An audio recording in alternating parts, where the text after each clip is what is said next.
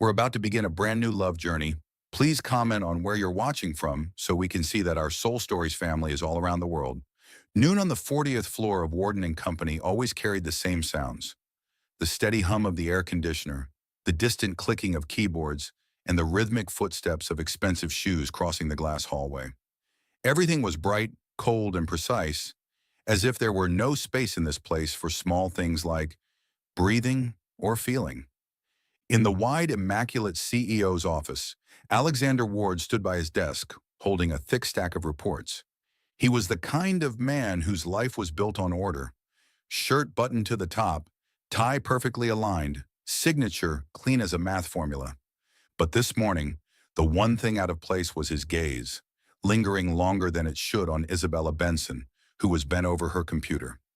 His secretary, quiet as a held breath, was reviewing the Korean translation of an investment contract. Her hair was neatly tied back, her white blouse crisp, her expression calm. On the desk, among neatly stacked files, sat a small blue lunchbox, the paint faded to silver at the edges, a tiny chip on one corner, the kind that had seen too many lonely lunches. Alexander only meant to ask her to double-check a sentence. Nothing more.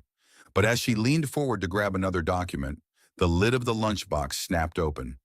A soft, sharp sound that sliced through the silence. He froze. His eyes fell instinctively to the box. Inside were two plain slices of white bread, the edges dry, slightly crushed. Nothing else. No filling, no butter, no fruit. Just bread. For a few seconds, time stopped. Isabella saw it too. A flush of red rose to her cheeks, quick and fierce, like a spark on dry paper. She took a quiet breath, closed her laptop, and said in a voice astonishingly steady, "I'm sorry. I'll put it away." Alexander didn't speak. He just looked, not with the eyes of a CEO, but with the eyes of a man suddenly touched by something deep inside him, a part he thought had long gone numb. She reached for the box, but her fingers trembled and the lid slipped open again. The two slices tilted. One had a small patch of mold on the edge. He leaned forward, gently placing his hand over the lid, stopping her before she could close it. "Isabella." His voice was low, deep, not commanding, but something closer to concern. "Is this your lunch?" The air thickened like smoke. Isabella pressed her lips together, eyes cast down. Her voice was quiet, strong yet fragile all at once. "I just don't want anyone's pity." Alexander didn't know what to say. He had heard refusals, rejections, and broken deals before, but never a sentence like that, spoken in that tone, as if pride was the only thing she had left in a world that had taken everything else. Silence spilled between them. Sunlight slanted through the glass wall, dividing the office into two halves, one blindingly bright, the other muted and still, where she sat. He slowly closed the lunchbox, placed it gently back on the desk, and walked to the small cabinet behind him. A faint click of the door, the rustle of paper, and a moment later he returned with a small paper bag. Inside, a ham and cheese sandwich he bought every morning from the cafe downstairs, a meaningless habit he'd never given thought to. He sat down beside her, avoiding direct eye contact, and set the sandwich on the desk. His voice was calm, even. "I think bread should have something more in it." Isabella looked up. For the first time, she saw his eyes without the usual glass barrier. No coldness, no authority. Just honesty, raw and quiet, that made her chest tighten. "I can't accept this. I don't want—" "It's not pity," he interrupted softly. "I just don't want to eat alone." A faint smile flickered across her lips. And so, in that still afternoon, the two of them sat together, sharing a sandwich in silence. Isabella ate in small, careful bites, as if afraid the taste of cheese might vanish too soon. Alexander ate his half, but his thoughts were elsewhere. Every time she lifted her hand, he noticed the thin fingers, the chipped nails, the dry skin, signs of someone who had long forgotten how to care for herself. She murmured, eyes still lowered, "You didn't have to do that." "I'm fine." "I believe you are," he said, "but everyone deserves a real meal." She didn't reply. Only the clock ticked softly on the wall, marking the moment as the sunlight shifted. from sterile white to a warm, golden hue, like something inside him had begun to stir. Alexander looked at her again. The girl who arrived 5 minutes early every morning, who smiled when blamed, who avoided everyone's eyes, was surviving on 2 slices of bread. Such a small image, yet enough to shatter his entire definition of success. That evening, after Isabella left, Alexander remained in his office, gazing out through the glass wall. The traffic below flowed like a silver river. He placed his hand on the desk where the lunchbox had sat and realized there are things money can't measure. Down on the street, Isabella walked more slowly than usual. The wind brushed her hair, carrying with it the faint scent of cheese and bread, still lingering on her lips. The first real taste of something other than dry bread in months. She felt embarrassed, grateful, and afraid all at once. Afraid his eyes would change tomorrow. Afraid he'd see her with pity. Afraid someone would find out. Afraid of herself, because for a fleeting second, she'd felt something warm. That night, Alexander returned to his spacious apartment. The light reflected off the tall glass windows. The 6-seat dining table held a single dinner box left by his housekeeper. He sat down, opened the lid. The scent of rich food filled the air. He took one bite, then set the fork down. The image of 2 plain slices of bread flashed before him, and Isabella's hesitant smile. He exhaled, turned on his laptop, and opened a new document beneath his list of active projects. At the top, he typed the title, Employee Welfare Review, Internal. The first line read, "No one should eat alone." The next morning, Isabella arrived 5 minutes early as always. She made coffee, arranged documents, and tried her best to act as if everything was normal. Alexander entered. Their eyes met briefly. He nodded once, his voice even. "Good morning." "Good morning, Mr. Ward." No one mentioned the lunchbox. No one said a word. But when she sat down, she noticed a small sticky note beside her desk. Handwritten, neat and strong. "Lunch today. My office. No meetings. No agenda. Just food." Isabella stared at the note and her chest ached. Sweetly, confusingly. The blue lunchbox still sat in her bag, exactly where it always had. But today, she wasn't sure she wanted to eat alone anymore. Isabella Benson's mornings never began with birdsong or the smell of fresh coffee, but with a soft cough from the next room and the shrill ring of an alarm clock at 5:30 a.m. Her small apartment sat on the 4th floor of an old building in the eastern suburbs of Manhattan.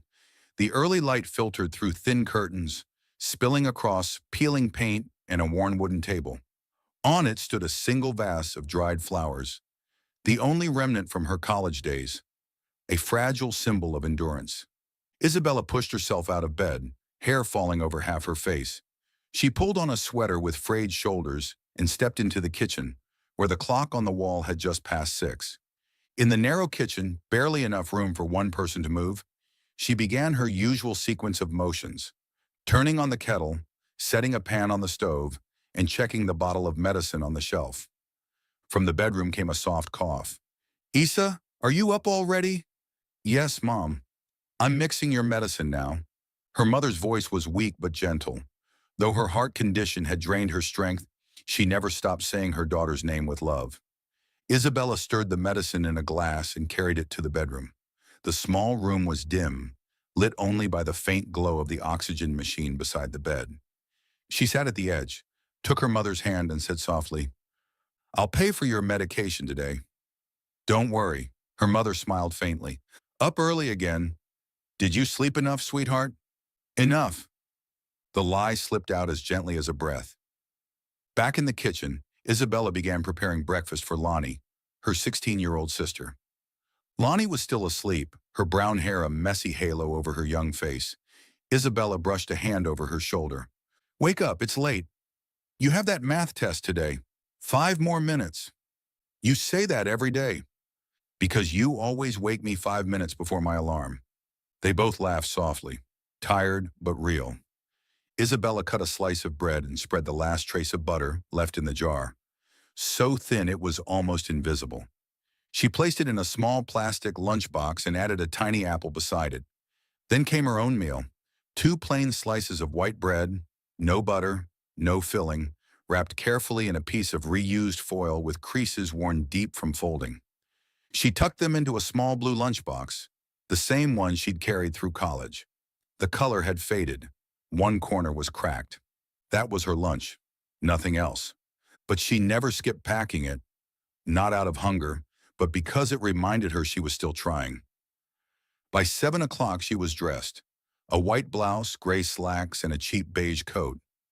Lonnie sat at the table, eating and murmuring formulas under her breath. "Aren't you eating, Issa?" "Breakfast is for people with time," Isabella said with a faint smile. "Coffee's enough for me." Even coffee is a luxury, she thought, but didn't say it aloud. She walked her sister to the door, smoothing her hair one last time. "Do your best today, okay? You're my pride and joy." Lonnie smiled, eyes full of trust. "I know, but you have to eat lunch, promise? Don't skip it again." Isabella laughed, a small, bright laugh that softened her weary face. "I have my blue lunchbox, don't I?" Bus 17A was packed, like every morning. She stood for 40 minutes, one hand gripping the rail, the lunchbox tucked carefully inside her bag like a secret. The window glass reflected her face, young but hollow. No lipstick, just a thin layer of cheap foundation that couldn't hide the dark circles beneath her eyes. Outside, New York looked like someone else's dream. For her, it was a daily battle. When the bus stopped in front of the Warden and Company building, she took a deep breath. "You've got this, Isabella. Don't let anyone see you're tired." She walked through the lobby, greeted the security guard, smiled at the receptionist, and took the elevator to the 40th floor. A world that ran on schedules, precision, and perfection. The morning passed in a blur of keystrokes and phone calls. She scheduled meetings, arranged documents, made coffee, and noted every small detail for the CEO. To everyone, she was the ideal employee. Calm, polite, efficient. No one knew that inside her desk drawer lay a faded blue lunchbox, silent and hidden, holding a truth no one cared to open. At 12:10, when the office buzzed with the sound of people heading to lunch, someone called out, "Coming with us, Bella." "I brought my own," she said lightly, smiling as if it were a choice. "All right, next time then." The elevator doors closed behind them. The office emptied. She stood up, took the lunchbox, and walked toward the back staircase. Behind a metal door marked "Authorized Personnel Only" was the place she always went. A small rooftop, gray concrete, windy and cold, but at least there, no one could see her. She sat on the cement floor back against the wall and opened the lunchbox. 2 slices of bread, untouched. She took a small bite, dry, tasteless, but she closed her eyes and imagined it was a real meal. Maybe this is what resilience tastes like, she told herself. Below, the city hummed. Car horns, voices, faint music from a cafe somewhere. She looked down and saw tiny people moving like dots of light. From up here, she didn't belong to anyone, but no one could touch her loneliness either. The wind tugged at her hair and brushed against the worn silver chain around her neck. She smiled faintly, peaceful but trembling, because she knew if she ever stopped smiling, the tears would fall. When lunch ended, she folded the leftover bread, placed it back into the box, and went downstairs. Walking through the polished hallways, she became Isabella, the perfect secretary again. Calm voice, steady steps. No one noticed that she just returned from another world. A world of wind, dry bread, and unbroken dignity. Mornings on the 40th floor of Warden and Company always began the same way. A steaming cup of black coffee, the echo of leather shoes on marble floors, and the arrival of Alexander Ward, the man who seemed born to command order. At 36, he had everything most men only dreamed of. Power, money, status.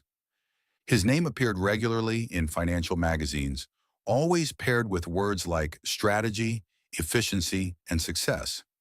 But to those who'd met him, Alexander Ward was simply a man who didn't know how to smile. He lived in a world made of numbers, where stock charts rose and fell in the rhythm of his heartbeat, steady, cold, and devoid of emotion. His parents had died when he was young. He grew up in boarding schools, learning to trust results, not people. Love, a luxury, friendship, a distraction. The only thing that mattered was efficiency. His Manhattan apartment spanned nearly 400 square meters, with glass walls overlooking Central Park. But at night, there was only the sound of the wind against the window. He once told his only real friend, Evan Blake, a sharp, sardonic lawyer, "I like the quiet." "No, Alec," Evan replied. "You just like organized loneliness." Alexander didn't argue. Perhaps Evan was right. At the office, he was the definition of precision. Never late, never wasted words, never repeated an order. His employees respected and feared him the way people fear gravity. Unseen but always present. People often said Alexander Ward never looked at anyone twice, partly because he was too busy, and partly because no one was worth a second glance. Until that morning. The elevator doors slid open, and among the sea of dark suits and polished leather bags, he noticed a small woman walking briskly down the hallway, holding a faded blue lunchbox in her arms. It was old, scratched at the corners, utterly out of place in a billion-dollar glass tower. She passed by him without looking up, moving quickly, but not fast enough for him to miss the way a strand of brown hair slipped down her white-collared blouse. No expensive perfume, no designer shoes, just the faint scent of soap and instant coffee. Alexander paused, and only for a second, but that second lasted longer than the 2 seconds everyone said he ever gave anyone. "Who is she?"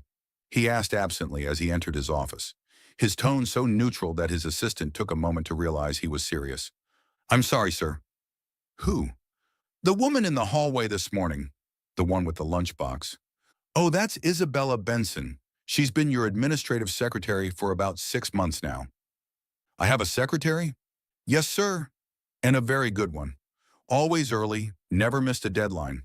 Alexander gave a slight nod, said nothing more. But from that moment, something small and unexplainable shifted inside his perfect routine. The next day, he paid more attention. Isabella was always there before anyone else. She never joined in small talk, never complained.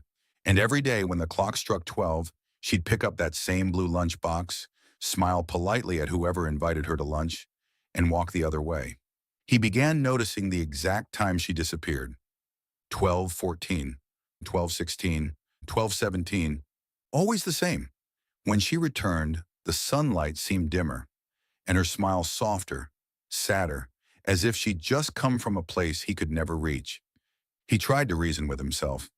Maybe it was because she was different from everyone else around him. In this company, everyone competed for his attention. But she lived as though she was trying not to exist.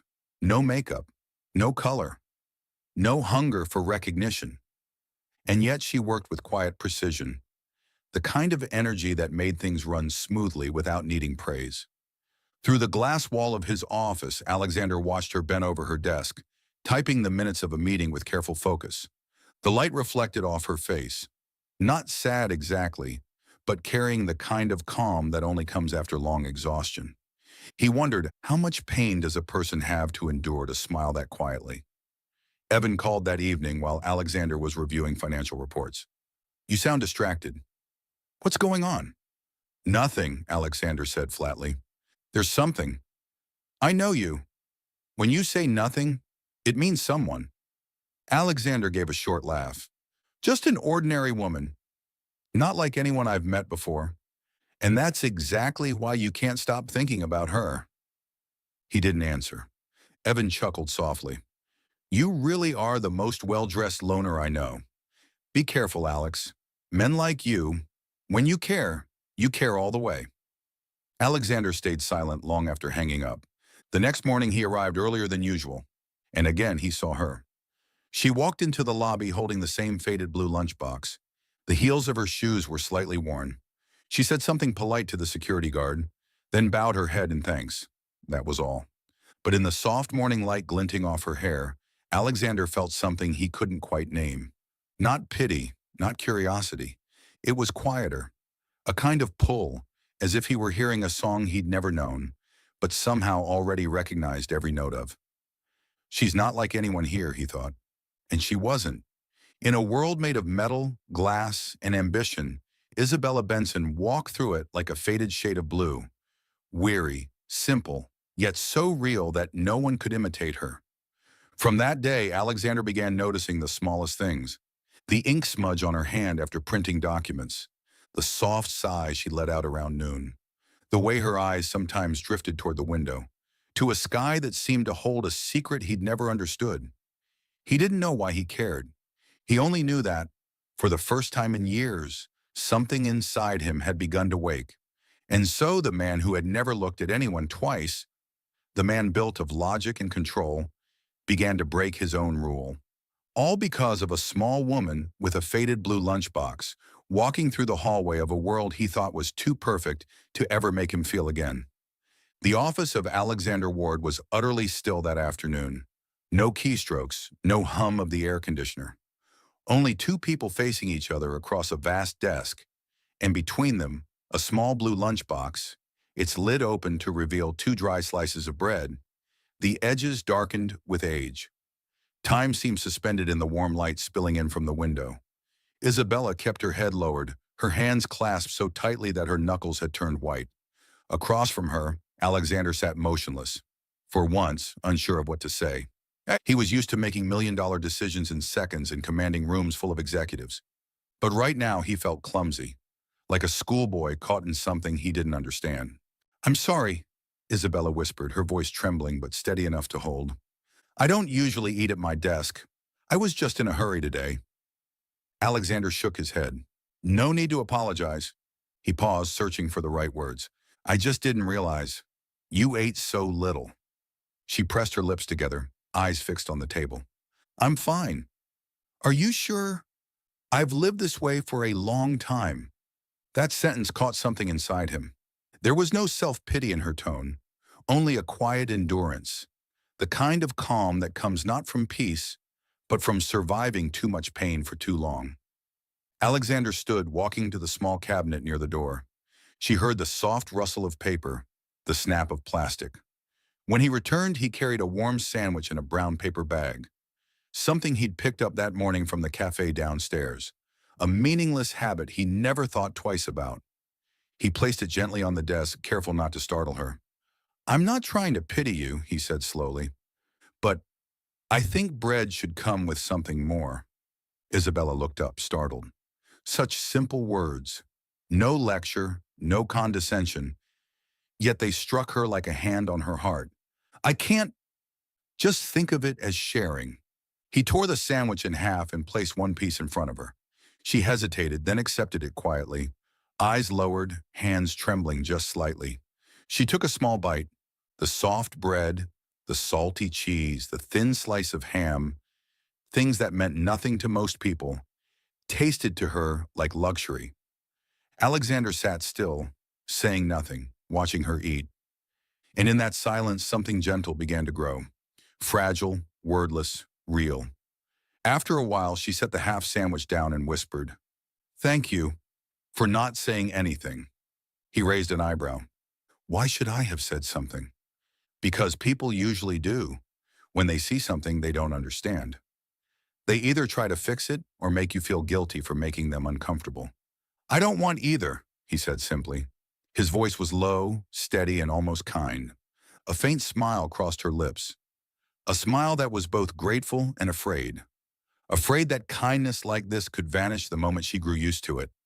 The afternoon drifted by more slowly than usual. When Isabella began tidying her desk, Alexander remained silent, his gaze following her movements. She wanted to thank him again, but her throat tightened. The only sound left in the room was the quiet click of her lunchbox closing. Small yet final, like the end of a chapter. That evening, the little apartment in the suburbs greeted her with dim, yellow light. Her mother was sitting on the bed, knitting softly, a faint smile resting on her pale face. "You're home, Isa? Long day." "Same as always, Mom. Though something strange happened today." "Strange how?" Isabella sat at the edge of the bed, untying her hair, her voice growing quieter. "Someone saw me, truly saw me, and I don't know if I should be scared or thankful." Mrs. Benson paused, her knitting needles still. She looked at her daughter for a long time. "Sounds a little frightening." "It is, because I'm not used to being seen. I'm used to hiding. Maybe it's time to let someone see you, Isa. That made Isabella's throat tighten. She leaned against her mother's shoulder, listening to the soft ticking of the wall clock. I'm scared, Mom. If people see all of me, maybe they'll turn away. And if they do, her mother said gently, then they were never really looking at you in the first place. After her mother fell asleep, Isabella cleaned the small table, washed the dishes, and swept the floor. She opened her bag and took out the blue lunchbox, setting it down on the worn wooden table. The light from the lamp reflected faintly on the scratched metal surface, a dull shimmer, like the ghost of a memory.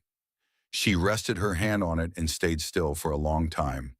In her mind, she saw Alexander again, the depth in his eyes, the calm in his voice, and the way he'd said, I think bread should come with something more. She didn't know what that something was. Kindness, perhaps, or care, or maybe just one lonely heart recognizing another.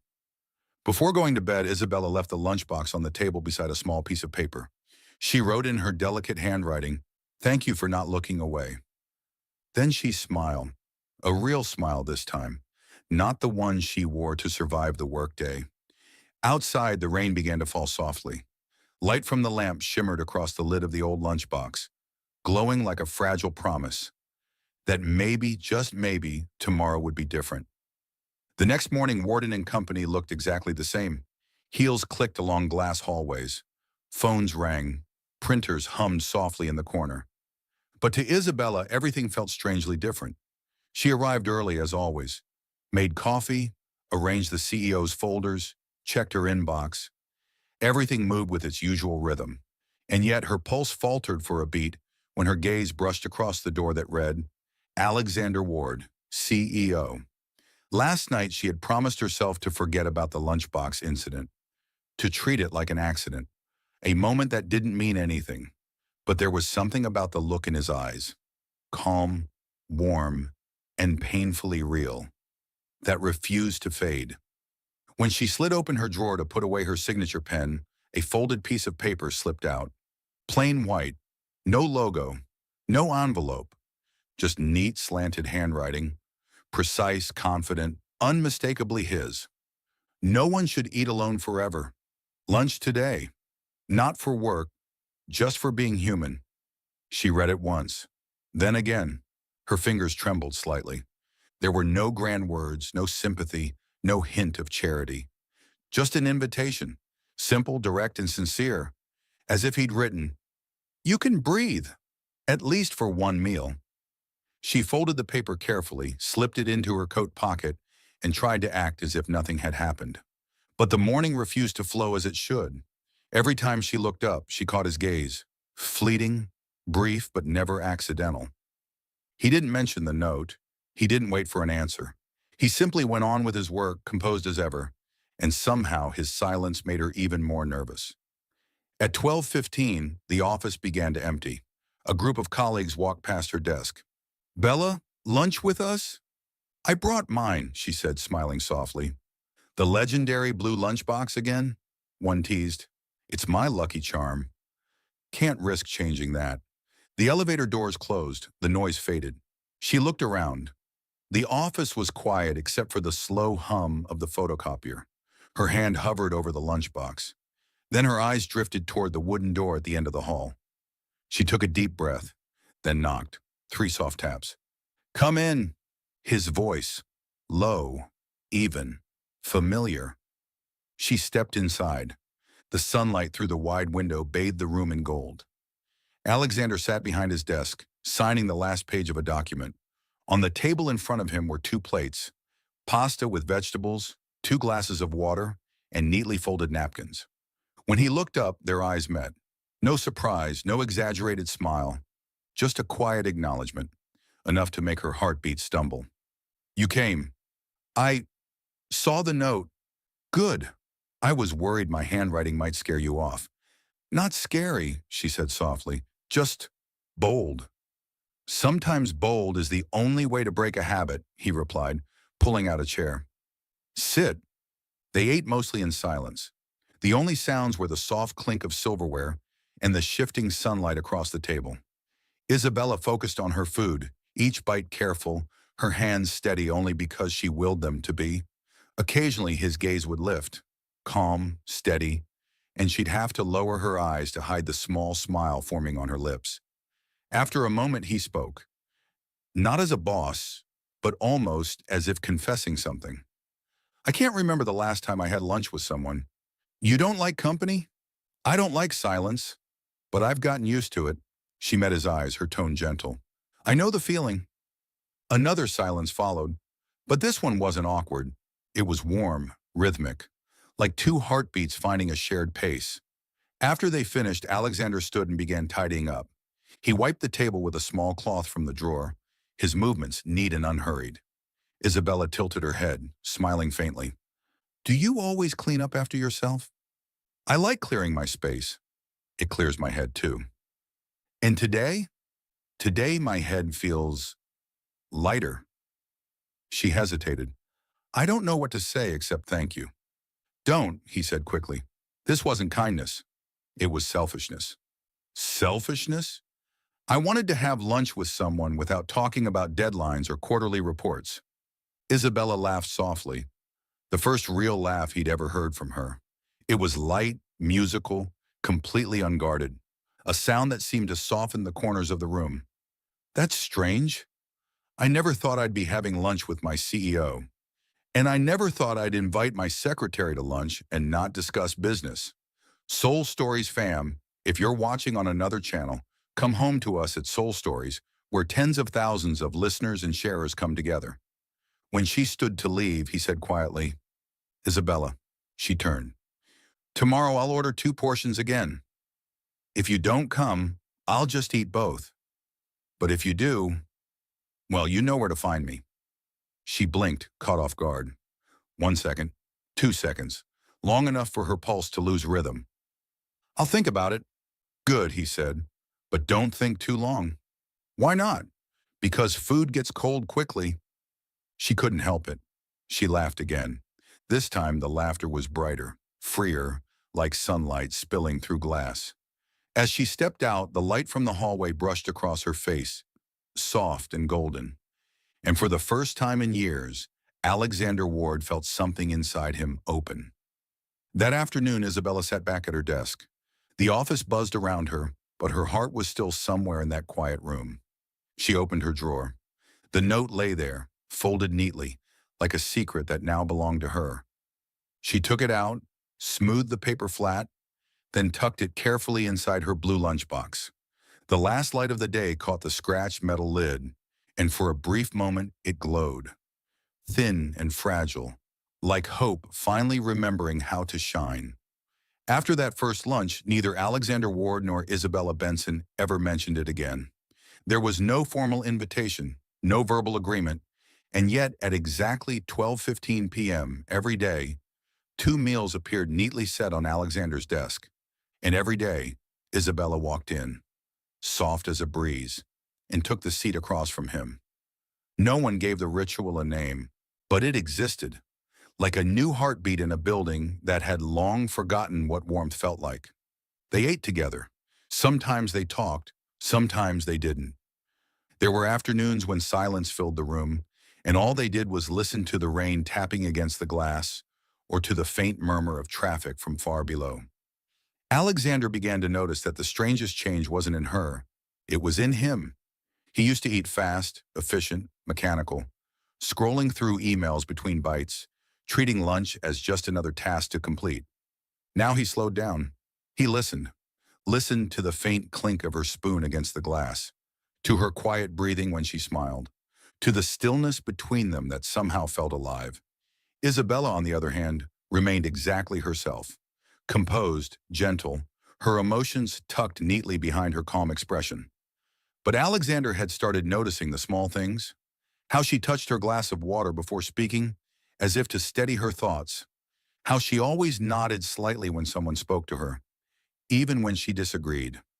One afternoon, as she gathered the plates to clear them away, he asked without meaning to, "Why do you always smile?"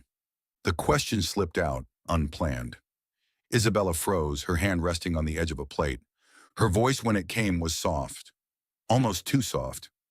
"Because when I stop," she said quietly, eyes still lowered, people start asking questions. And I don't have the strength to answer. Alexander said nothing. Her words hung between them, clear, simple, and heavy. And in that stillness, he realized for the first time, her smile wasn't a mask. It was a fortress.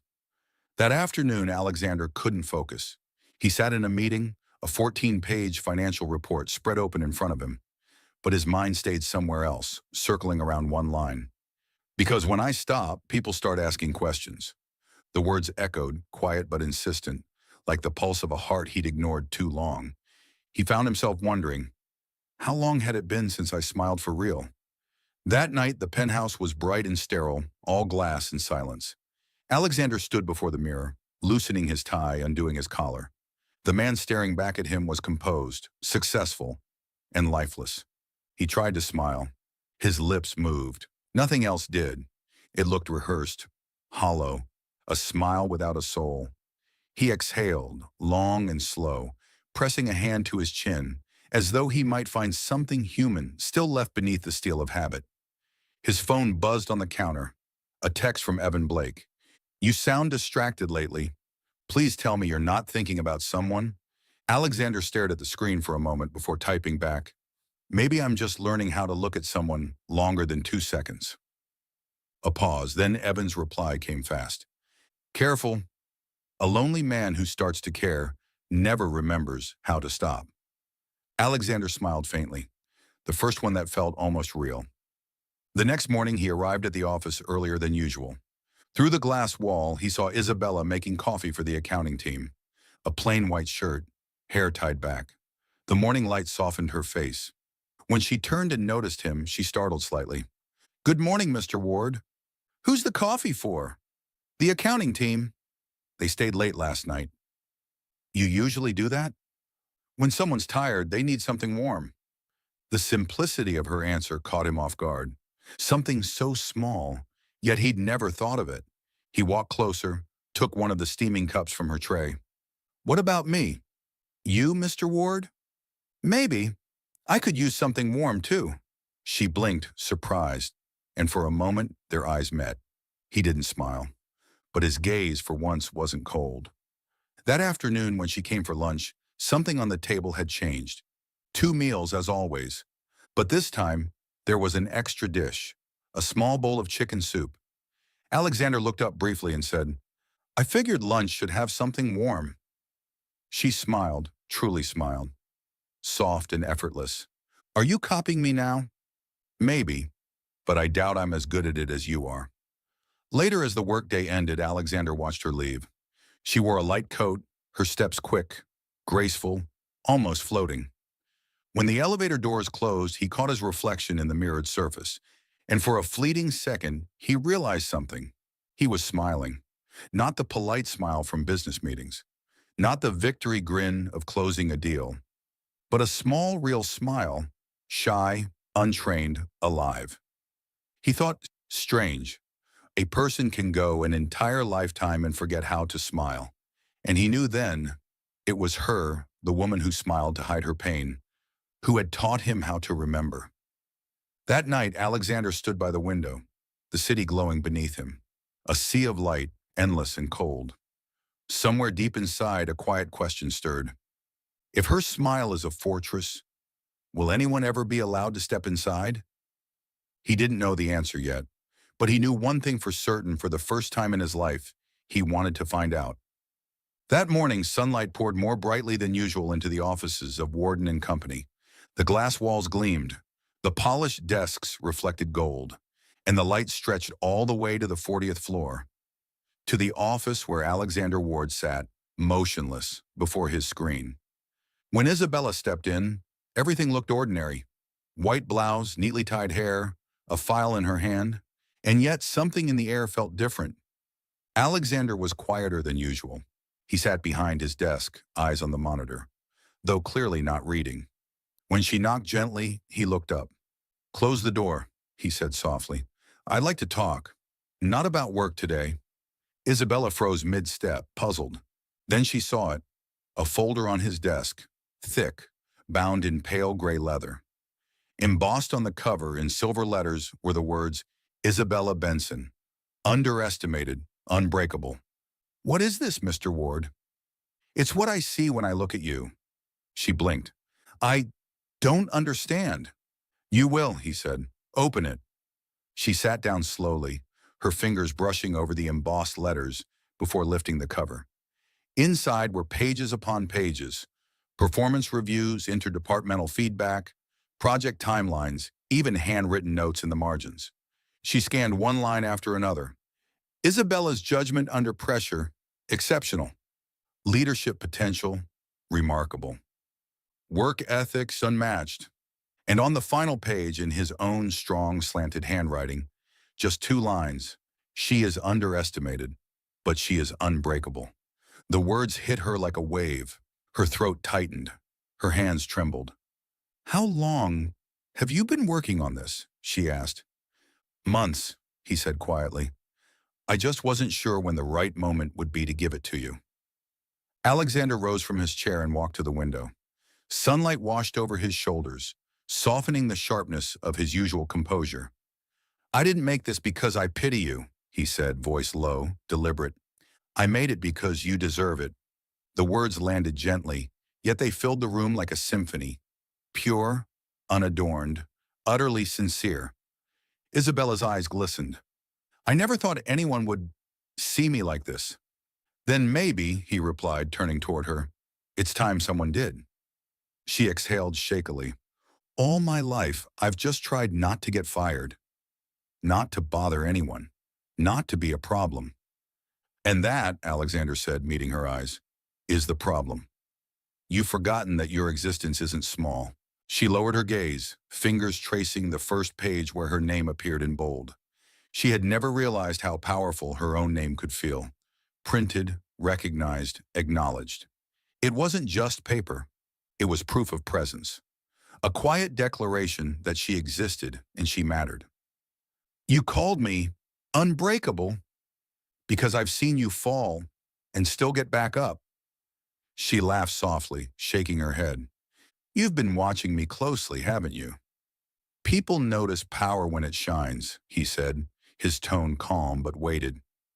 But I've learned the truest strength shows up in those who stay kind when they have nothing. Silence followed, but not the kind that pushes people apart. This one connected them, wordless yet full.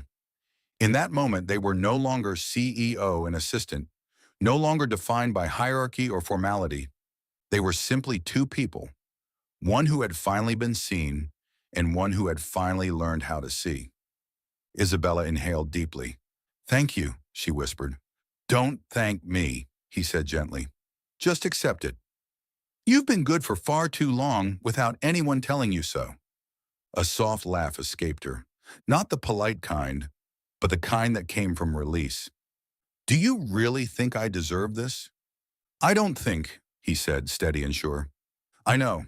She turned away slightly, blinking back the sting in her eyes.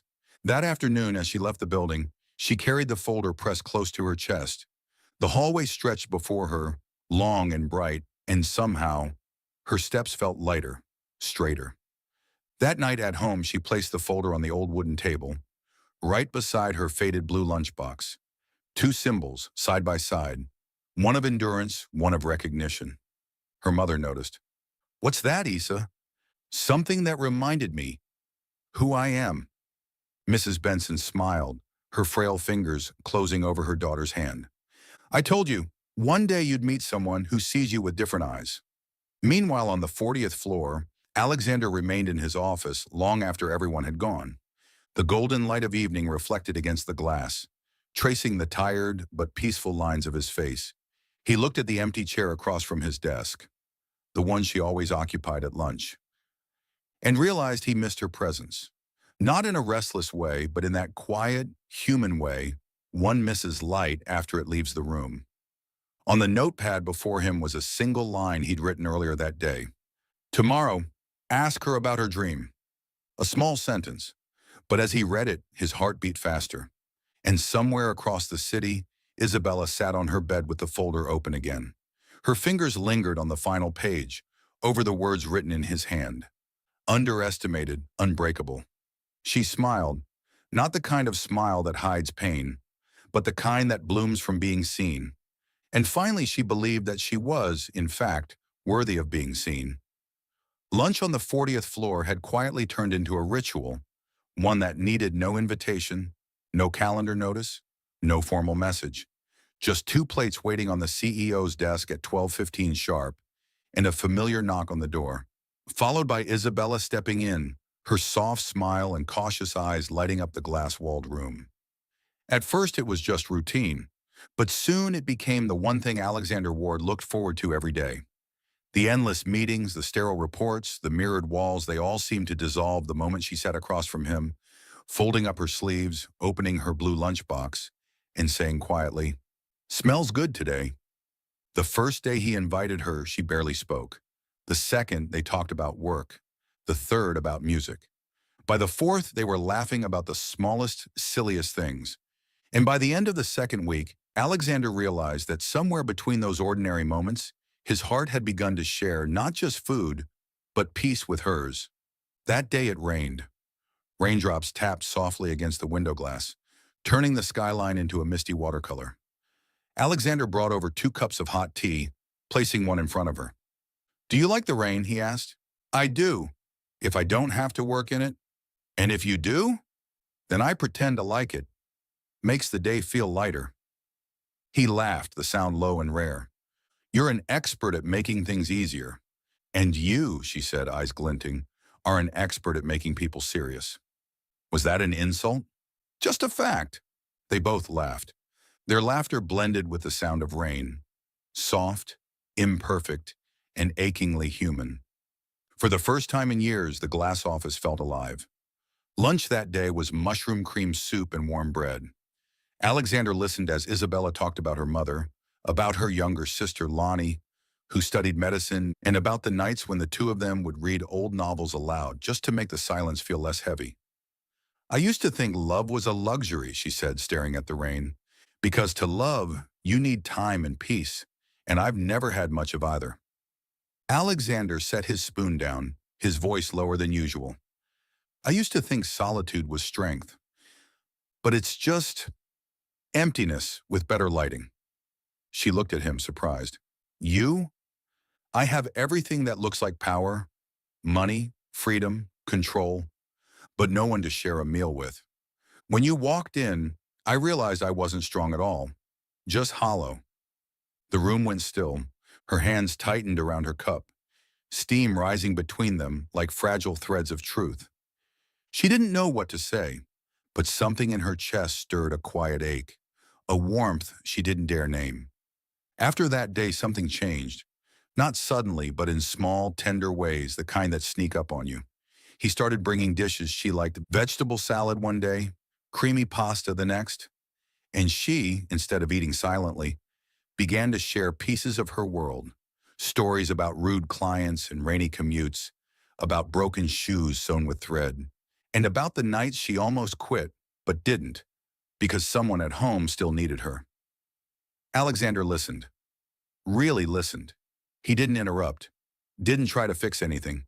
He just heard her, and she realized she'd never felt that safe talking about her exhaustion before. One afternoon when she entered his office, he was typing something on his laptop. "What's for lunch today?" she asked. "A surprise." "Are you keeping secrets from me now?" "Just testing your memory." When he opened the lunchbox, Isabella laughed. Inside was a ham and cheese sandwich, exactly like the one they had shared on their very first lunch. "You did this on purpose?" "I call it the beginning sandwich." "That's terribly cheesy." "You're still going to eat it, though, only because yours tastes better." They both laughed, the kind of laughter that makes time stand still. And Alexander realized no boardroom victory had ever felt this real. Sometimes his questions were small, but his care was not.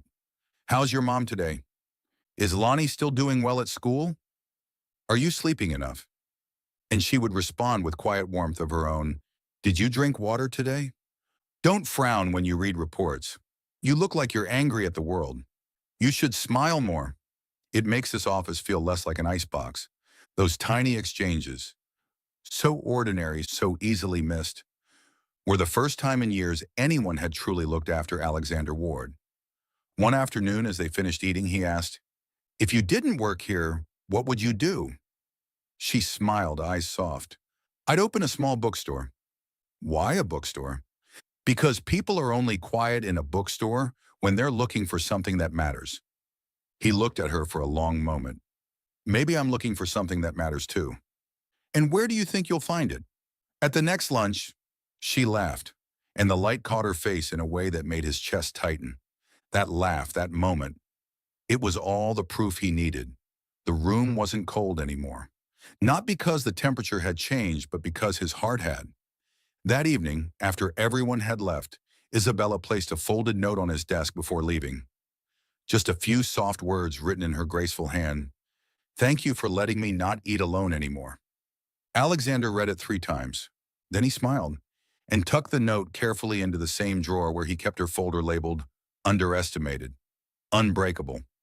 He leaned back in his chair, whispering to the empty room, "No, Isabella, thank you for teaching me how to eat like a human being again." That week, the offices of Warden and Company felt strangely hollow. No one said it out loud, but everyone noticed. Isabella Benson's laughter was missing. Her desk was empty, her phone silent. They said she'd taken leave for family reasons. That was all. On the 40th floor, Alexander Ward sat at his desk, papers spread in perfect order before him. But for once, the numbers refused to make sense. Every time he lifted his head, his eyes went instinctively to the empty chair across from him. The one that, for the past 2 weeks, had been filled by her voice, her quiet warmth, her soft laughter that somehow made the sterile glass room feel alive. By the third day, he couldn't take it anymore. He called her apartment. No one answered. Then as evening fell, his phone buzzed. A trembling voice came through the line. Lonnie, Isabella's younger sister. "Mr. Ward, my mom's in the hospital." Her heart condition got worse. Isabella's been at St. Helena Hospital all week.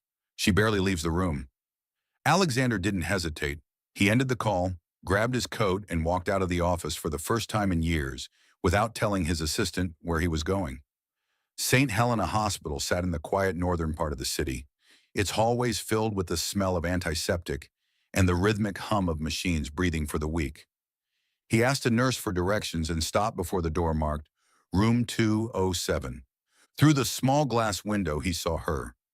Isabella sat on a metal chair beside the hospital bed, her hands wrapped tightly around her mother's fragile fingers. Her hair was loosely tied, her face pale, the shadows under her eyes dark and deep. The yellow light above her head made her look heartbreakingly delicate and impossibly strong. Her mother, Mrs. Benson, lay motionless, her breathing slow beneath the soft hiss of an oxygen tube. On the bedside table sat a small blue lunchbox, unopened, its bread long, gone cold. Alexander stood there for a long moment, unmoving. Then he lifted a hand and knocked softly. She looked up. Surprise widened her tired eyes. "Mr. Ward?" "Alexander," he corrected gently, his voice low. "Warm. Why are you—" "You didn't come to work," he said simply. "I was worried." She looked away, taking a shaky breath. I didn't want to bother you." "You didn't," he said. "You never do." He walked closer and set a small paper bag on the table. Inside were chicken soup, soft bread, and 2 bottles of warm water. "Have you eaten?" "I'm not hungry." "No," he said softly. "You just forgot what hunger feels like." She said nothing. The air thickened around them, filled only by the faint, steady beep of the heart monitor. Alexander pulled a chair beside her and sat down. He didn't touch her, didn't offer comfort or advice. He simply stayed quiet, steady. His presence said what words couldn't. "You don't have to face this alone." After a long silence, Isabella spoke, her voice hoarse. "I've been trying to be strong, you know. Every time she gets weaker, I smile so she'll think I'm okay. But the truth is, I'm scared. So scared." Alexander turned to her. His voice was calm, grounding. "I know. And I also know no one can be strong all the time. You don't have to be. Not with me." The words were simple, but they broke something open inside her. Something that had been locked away too long. Her shoulders trembled, and when he reached out his hand, she didn't pull away. Instead, she leaned gently against him. for the first time in years allowing herself to be weak, without feeling ashamed. He said nothing more, just held her quietly, his arms steady around her shoulders as her breathing trembled against him. Outside, rain began to fall again, soft, persistent, blending with the rhythm of her mother's heartbeat on the monitor. From time to time, he tightened his hand slightly on her shoulder, a silent reminder. I'm here. When her tears finally stopped, she whispered, I'm sorry. I'm not used to people seeing me like this. I don't see you as weak, he replied. I see you as real. A small, watery laugh escaped her lips. You always say the one thing that makes people want to believe you. I don't try, he said. I just tell the truth. That night when Alexander left the hospital, it was close to midnight. Before walking away, he turned back toward room 207. Through the window, he saw her, still sitting there, still holding her mother's hand, but her face softer now, her shoulders lighter. He smiled faintly, the corners of his mouth curving with quiet certainty. This time, he whispered, you're not alone anymore. A clear morning, after nearly 2 weeks with her mother discharged and recovering well, Isabella returned to work. People greeted her with warm smiles, soft, welcome back murmurs, and friendly nods in the hallway. From behind his glass wall, Alexander Ward said nothing. But when his eyes met hers through the reflection, there was something in his gaze gentler than any word of welcome. She looked thinner, a little pale, but her smile was different now. It wasn't a mask anymore. It was real, born from peace, not pretense. That afternoon, as she organized her desk, a familiar voice came from behind her. Are you busy? She turned, startled.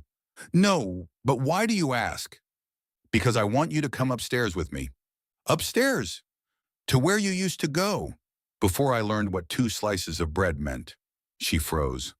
The rooftop? Yes, he said with a small smile. I think I owe you a proper lunch there. When the rooftop door swung open, a soft March breeze brushed against their faces. The air smelled faintly of rain and new sunlight.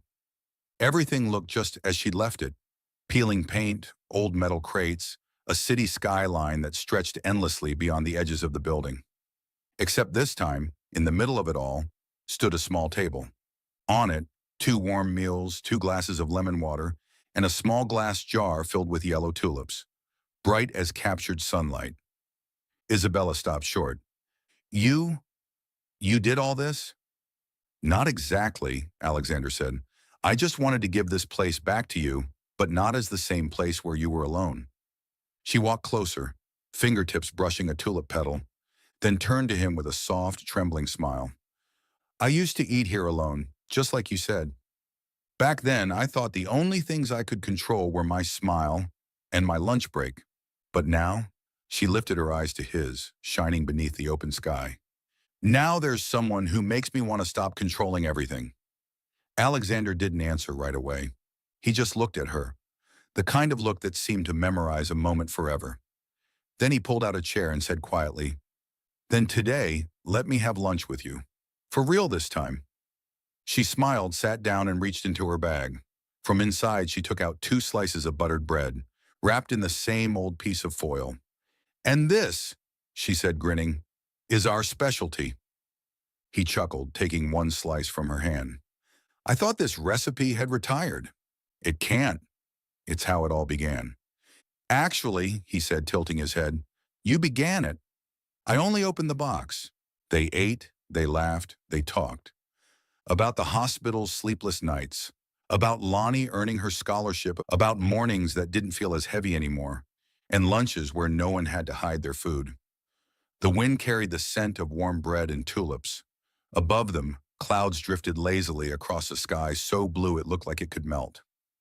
You know, Alexander said softly, the first time I saw you up here, I wondered how can someone look so alone and yet so peaceful at the same time. Isabella smiled teasingly. And I wondered how someone could look so cold and still make others want to come closer. He laughed, quiet and genuine. Maybe because we were both pretending to be fine. Maybe, she said.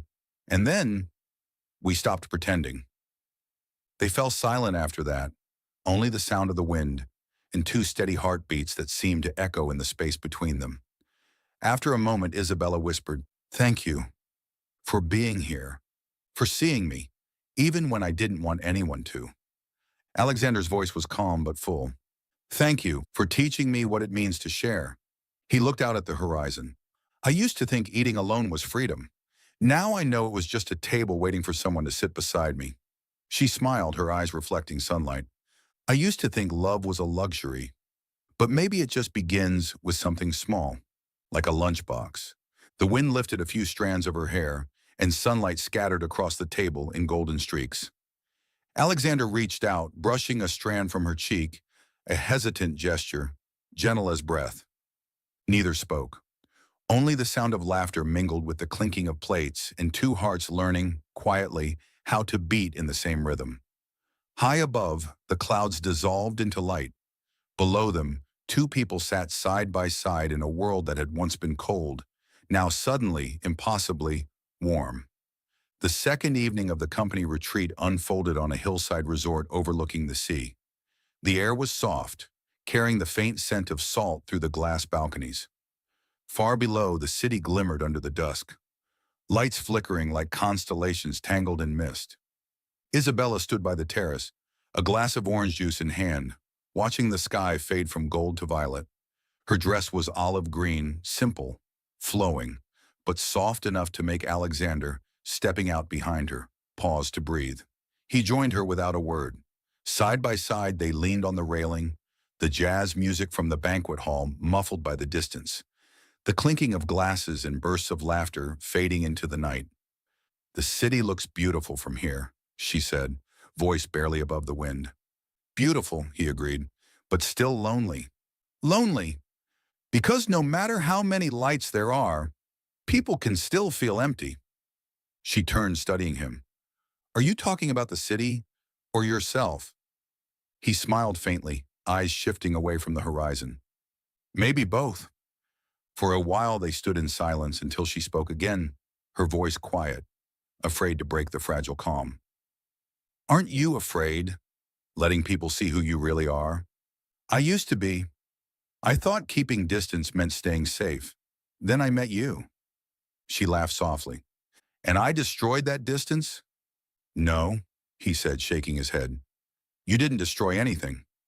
You just sat there, eating dry bread, and made me realize I'd spent half my life without ever touching something real. Isabella looked down, the glass trembling slightly in her hand. I never tried to change you, Alexander. I know, he said gently. That's why you did. He turned to her then, his gaze steady, soft, and impossibly sincere. And you, weren't you afraid when I saw you cry? When you were shaking in that hospital room? She inhaled deeply, her eyes on the horizon. I was. I've been afraid all my life, of pity, of being seen, of not being enough. But you didn't look away. The wind carried the scent of the sea and faint traces of wine from the ballroom. Alexander watched her, the depth in his gaze almost tangible. It wasn't desire. It wasn't curiosity. It was something quieter, deeper, like recognition.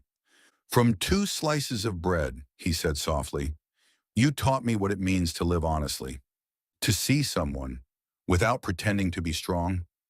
She smiled, her eyes glistening in the amber light. And you taught me that not everyone who sees me will leave. At that, he tightened his grip on his glass, then set it down gently on the railing. He turned and took her hand. His palm was warm, steady, enveloping hers, cold from the sea breeze. Isabella, he began, voice low and certain, I don't know when I started caring about you. Maybe it was when I saw you eating alone.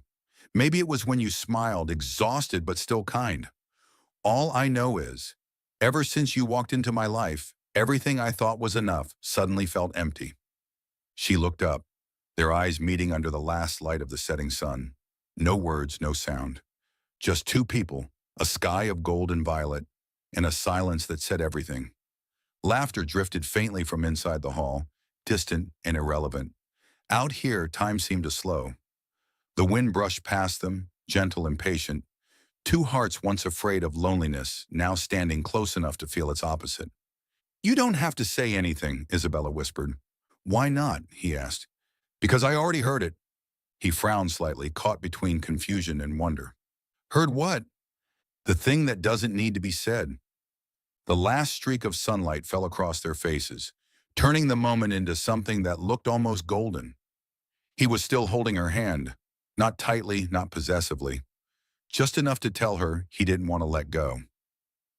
Isabella, he said quietly, if there's one thing I've learned from you, it's that the truest things aren't spoken. They're in the pauses, the moments when we stop talking and start listening. She smiled and slipped her hand free, only to place it gently back over his. And sometimes, she said, the most beautiful confession is the one where both hearts stay silent. They turned toward the city again. Below them, the lights shimmered like a million little suns. No, I love you. No dramatic kiss. No grand declarations. Just two souls who had once wandered alone now, standing side by side. Steady, quiet, complete. When they finally left the terrace, Alexander opened the door and let her walk in first. At the threshold, Isabella paused and said softly, I used to think love was a luxury. He smiled, his voice warm, resolute. It's not. It just takes one person brave enough to be real and another brave enough not to look away.